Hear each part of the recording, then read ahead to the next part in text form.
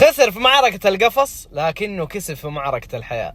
ما جاب لها الحزام بس هي جابت له حزام. يا أخي البنات نزال الألماسة والأسطورة داستن بوري كان الأحد اللي فات بعد 14 سنة من المتعة، كان على حزام البي ام اف، ومع الأسف ما كسب الحزام لكن كسب حزام أهم. بدل كلمة بادست مان ان ذا وورد كتبت له بيست داد ان ذا وورد ايفر، يعني بيست داد ايفر.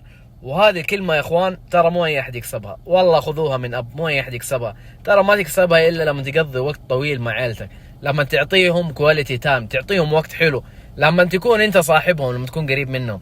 ودستن هذا الشيء اللي فاز فيه، واتوقع انه هو كذا كسب في الحياة. مو مهم كسب في القفص ما كسب في القفص، هذا شيء راجع له، لكن هذا هو المكسب الحقيقي. طبعا دستن يا اخوان انا قلتها قبل كده، دخل القتال متحفظ مو زي اول. ودستن قال كان عندي فرص اقدر اخذها بس قلت لا، فيها مخاطرات ما راح اخذها، وعشان كذا دخلت القتال متحفظ. وفي دي اللحظة انا عرفت انه خلاص هو ذا وقت الاعتزال، لاني ما عاد زي اول. والله يا اخوان قايل لكم دستن ما هو دستن.